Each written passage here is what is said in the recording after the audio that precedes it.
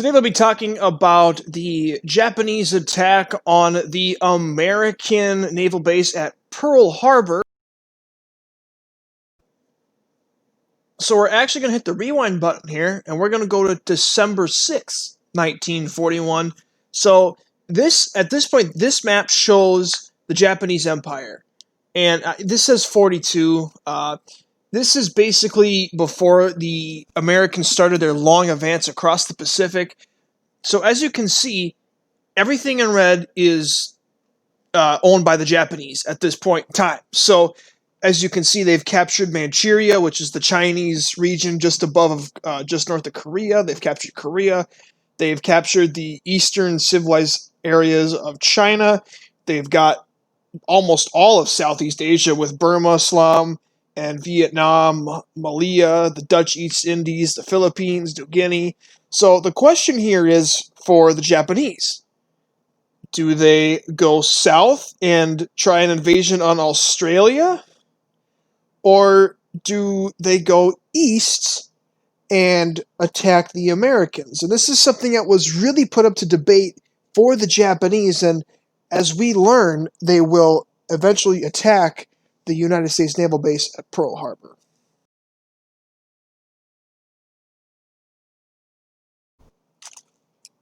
So the Japanese have perfected the art of making this new ship to the battlefield, which is called the aircraft carrier. Now, we've already talked about aircraft carriers quite a bit, but the Japanese, being an island nation, they were really the first ones to really perfect the idea and really execute it very well. And this is going to be the weapon of choice that we'd see not only at Pearl Harbor, but really a main objective for the entire war in the Pacific. Really, it's this, because without these carriers, there's no way that those German pilots can be able to, inflict as much damage as they did to the American Pacific Fleet at Pearl Harbor on December 7th, 1941. Whether that be torpedo bombers, dive bombers, fighters, whatever it was, if Japanese pilots don't have these big ships, there's no way that there's ever a hope of attacking Pearl Harbor.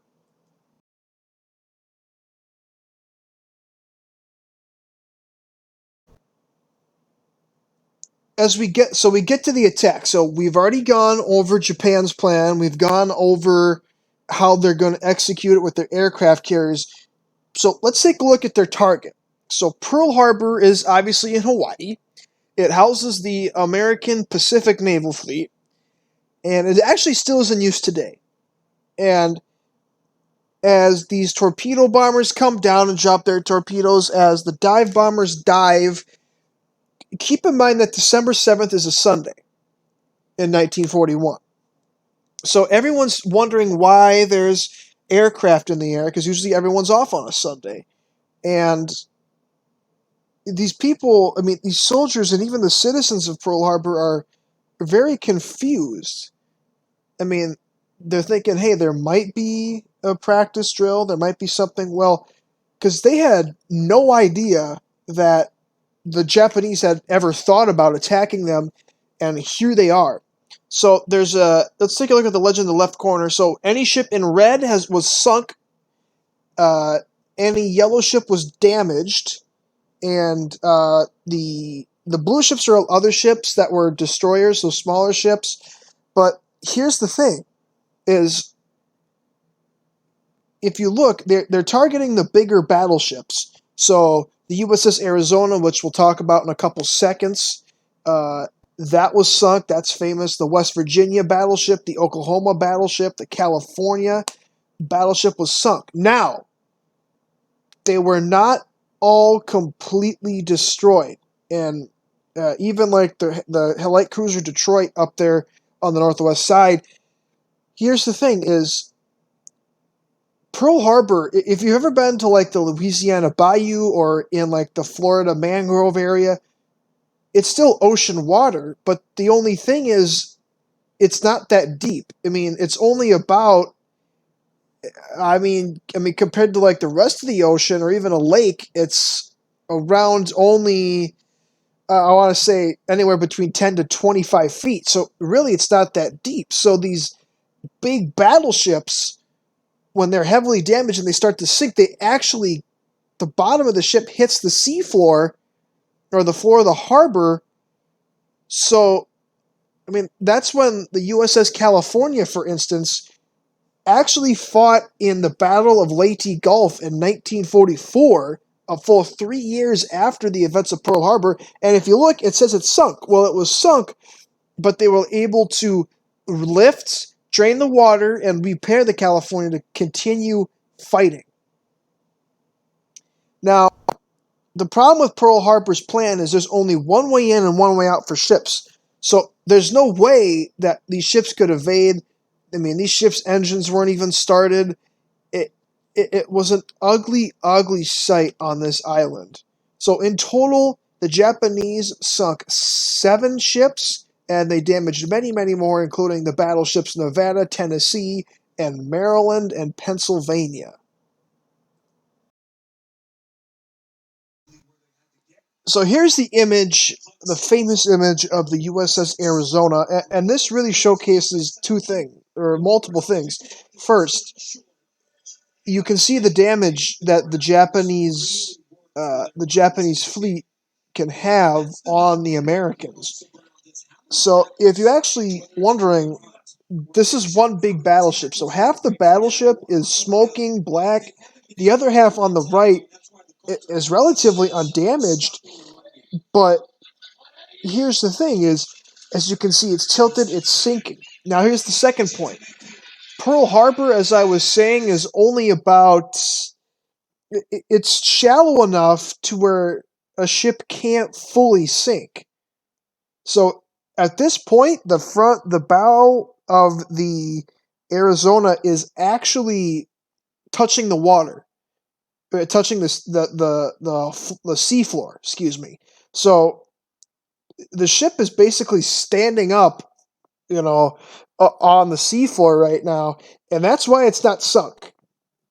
Typically, battleships this damaged usually sink beneath the waves, but they can't because of how shallow Pearl Harbor is. Now, this attack really enlightened the U.S. military, saying, hey, we got to up our defenses, and they eventually would. But this is the most famous image of the attack, is the battleship USS Arizona sinking and standing up on the ocean floor.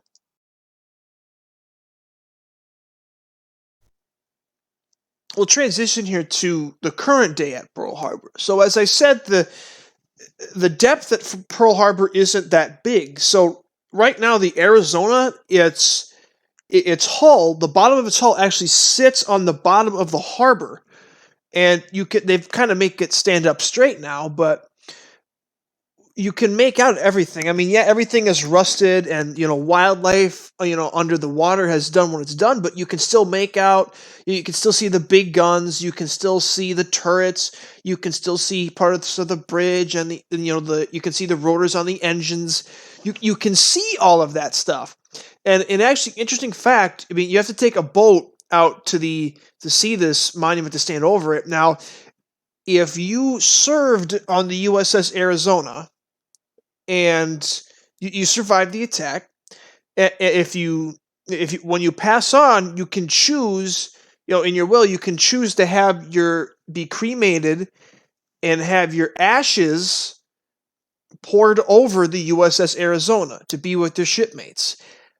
I think that's pretty cool. It's just a nice thing that the U.S. military has done for such a traumatic event for many people. That's Pearl Harbor as a whole.